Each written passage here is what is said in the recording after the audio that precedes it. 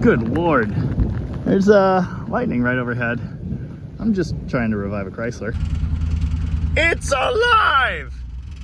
Will it move? It moves kinda. It doesn't want to stay running really, but it does move and it still has a brake. That's great news. Hi, I'm Jamie. This is Dead Dodge Garage, and this, a very rare Chrysler product, currently sitting in a lake. Yesterday, in my time, I did a live stream with my sister celebrating having reached 21,000 subscribers. And thank you, by the way, if you're one of those. I really appreciate it. You are, after all, helping me in my quest for global domination. In that 21,000 sub special live stream, I rebuilt this Thermoquad. You can go watch that video if you want, although unfortunately the audio was kind of terrible. I had planned to get this installed on the Chrysler 300 and running for the live stream, but we kind of ran long. So today, I'm going to rip that horrible lean burn emissions era carburetor off and throw this earlier Thermoquad in its place. And hopefully it works as well as I think it will. At the same time, I might allegedly simplify things around here by relocating some of this emissions equipment to not on the car. And then, depending on how things go today, we might finally get into this box. I'd really like to get into that box. Oh yes, and if you hadn't noticed, we're still running on a gas can and an electric pump, although it's feeding the mechanical pump. Hopefully the mechanical pump's actually good. I don't know. Haven't gotten that far. I haven't so much as smelled the inside of the gas tank on this thing, I don't think. I'd really like to be able to run off of it. This thing spent some time in a junkyard and then a field, so I don't know if that's going to be possible. I may need to order a replacement. I actually have the part number for one that's supposed to fit too, so that's great. Something interesting I only just noticed yesterday. There's no accelerator pump nozzle in there. Do I leave the AARP sticker or delete the AARP sticker? During that live stream yesterday, there was some really crazy weather happening. I mean, we get rain, but this is just nuts. And thanks to the shop being 100% perfectly watertight, there's now a lake in here. The emissions era. There is so much extra junk around here that has nothing to do with how the thing runs. It's probably not even all that effective at reducing emissions. Be a real shame if something happened to it. Long term, I'm absolutely planning some performance upgrades for this car. Maybe a wee little camshaft, better intake manifold, and perhaps not even a Thermoquad. That's far in the future. And it's been so long, I totally forgot one of the idle screws is seized solid. Anyway, here's a little comparison between the earlier Thermoquad and the later one. The later one I just removed happens to be tinkling everywhere, which tells me it's probably got the leaking well plug problem I was discussing on the live stream. As you can see, this thing has extra vacuum nipples everywhere and various doodads that we just don't need. The biggest practical difference is the fuel feed line. On these, it points that way, and on these older ones, it's like that. So the only real modification I need to make here, cut the fuel line off and kind of bend it upward. Also, unlike whoever did this one, I'll probably flare it. This carburetor base gasket is thick. That's the one we want to use. Hopefully there's a new one in the kit, but if not, we'll just pretend this one looks okay. The throttle stud's missing from our replacement carburetor, so I am going to rob that from this one. The throttle hookups appear to be exactly the same. If you need to trim up brake or fuel lines on your car, make sure you're using something like this instead of like a cutoff wheel or a Sawzall. The technique here is pretty simple. Jam the line in the tool, tighten the knob, spin the tool around the line, tighten the knob again, and repeat until the line becomes two pieces. Nice. I actually can't find my flare tool, so I'm just gonna skip that step. It didn't seem important to the last guy. Ta-da! Kind of. Way crooked. I've only just realized that's a 3/8 nipple, like used in an Edelbrock. This, of course, is a 5/16 fuel line. The kit did contain a new thick gasket, so I used that. It's not quite as thick as the one I took off, but things seem to be clearing just fine. I am going to have to adjust the choke rod slightly, as it's pushing just a little too hard on this linkage. Obviously, someone's already bent it before. Ooh, I showed this briefly in the live, but I wanted to show it here. This is the original performance aftermarket Thermoquad. It's kind of neat. For one thing, It says Thermoquad on it. For another thing, it has a manual choke, and it has this funky adjustable throttle linkage. This was basically designed to replace the Rochester for performance applications, but of course it's semi-universal and you could use it on all kinds of things. Is the brake booster bad? Doesn't seem like it's bad. Did I think it was bad? I have no idea. I'm gonna hook it back up. New carb is in, hooked up, ready to go. I forgot the choke. I'll do that in a minute. But vacuum system. I removed all the extraneous hoses. They're in a box. I mean, someone someday might need all that. I'm not gonna throw it in the trash, probably. Anyway, this is all you need. Vacuum advance hose, straight to the distributor I dropped in there. Of course, the original distributor for this wouldn't have had one. PCV valve. For some reason it was missing, so I added one.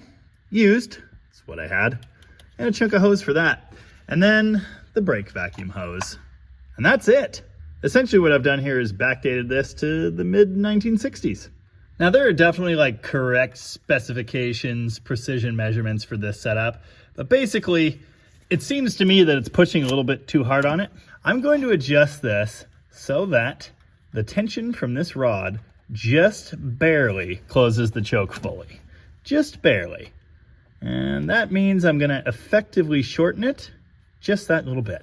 And the way you adjust rods like this, 2 pairs of pliers, just bend them. I still need some more hardware here. It's been missing for quite some time. There needs to be a washer and another clip, and there should be a spring here, I believe, and then of course a throttle return spring would be nice too. But at this point, we can at least make sure this carburetor works. Let's do that. Have you ever noticed how cavalier I am with auxiliary fuel container placement? I'm sure it'll bite me eventually, you know, with a big, gigantic fire, but so far so good. Fuel pump is built pressure. Nothing pouring out yet. It's hard to show this on camera with just the one hand, but accelerator pump works. Well, that was easy. If the pull-off is adjusted right, it should jump down when I do this. Nice. I need to adjust the cold idle. It should be higher than that. Oh. I went out an extra half turn on the idles. We'll see what that does.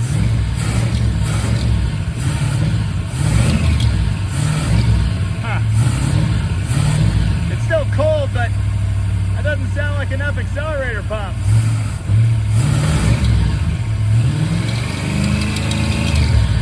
Also, there are belt smells and other smells. I forgot about the oil filter leak. Oh, I guess it leaks coolant. Choke still isn't fully opening, so it wants to sit on that lowest cold choke setting. But apparently I didn't have enough timing in it, and I did get a super exciting fireball out of this a second ago. So I put another little bit in it, and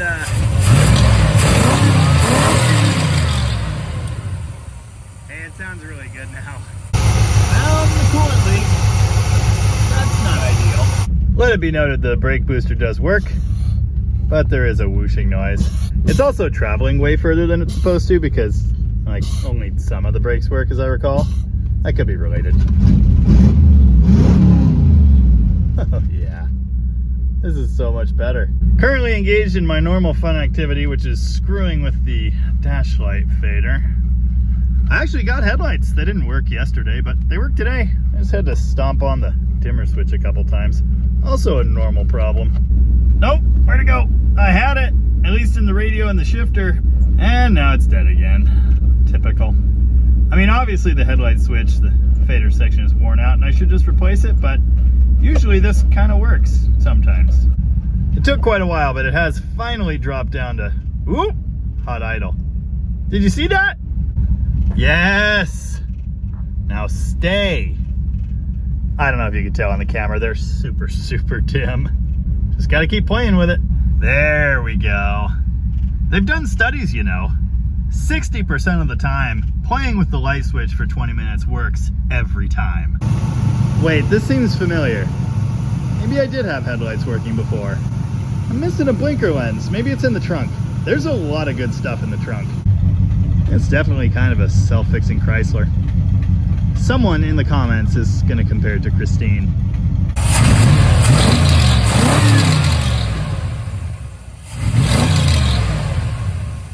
Yeah, timing's close. If you don't know, this is the E58 360. It's an interesting engine. It's kind of sorta an HP. It's not really high performance. It's more high endurance. It should have a windage tray and a double roller timing chain, other heavy duty components. Of course it does have a 4-barrel, but it doesn't make an incredible amount of horsepower or anything. Sounds all right, except for the blown out muffler. Don't mind the rust hole. We've got all of the high beams. Nice. Well, now we're down to 3 high beams, and sometimes they just turn themselves off for fun. In keeping with the theme, I've got this. It's a 70s 4-barrel air cleaner, but it doesn't have the provisions for the lean burn module. I definitely need to clean and paint that unit, among other things. And a 360 sticker right on top would be pretty cool too. The gas can fits under the hood somehow. I foolishly tried the wipers last night in the downpour when I moved the car over here. There are no wipers. Need to fix that too. Ugh. Just a little moisture here. Well, it's getting late on a Saturday, and I don't think brakes are going to happen tonight. I guess we have to drive it. Oh, come on. Oh, yeah. Runs awesome. The heating fan was dead, but it's back. The vacuum to the mode switch is hooked up, but I'm not so sure it actually works. I don't hear any squealing belts, but it smells like burning rubber pretty bad. This shifter is shared with earlier cars like Challengers. I've seen this in a 70 Challenger. Look at this.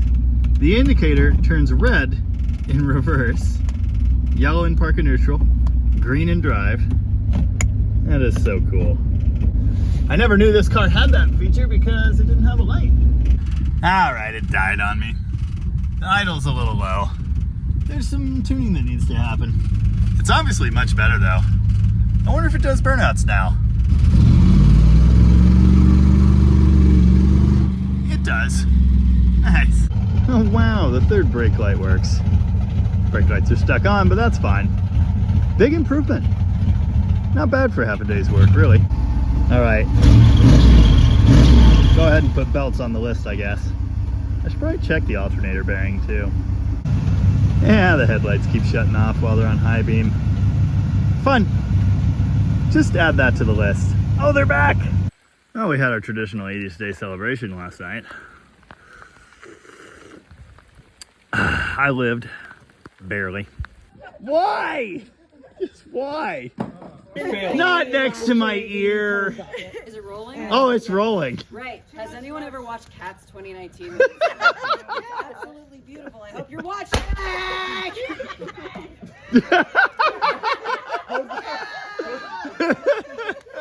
Okay. It's been a hectic week. Really want to get this thing done, but no, it hasn't happened yet. Maybe next year. Ooh, that one. So many white Mopars. They're everywhere. It's funny, there are even more white Mopars now. You know, I had every intention of getting the brakes done on this car and including that and a good test drive in this video. But obviously that hasn't happened. It's only been like 3.5 months. I'm sensing a recurring theme.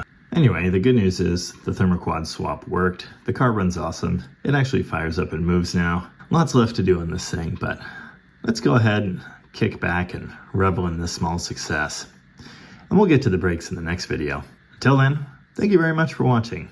And remember, a mechanic is never late. He arrives precisely when he is meant to.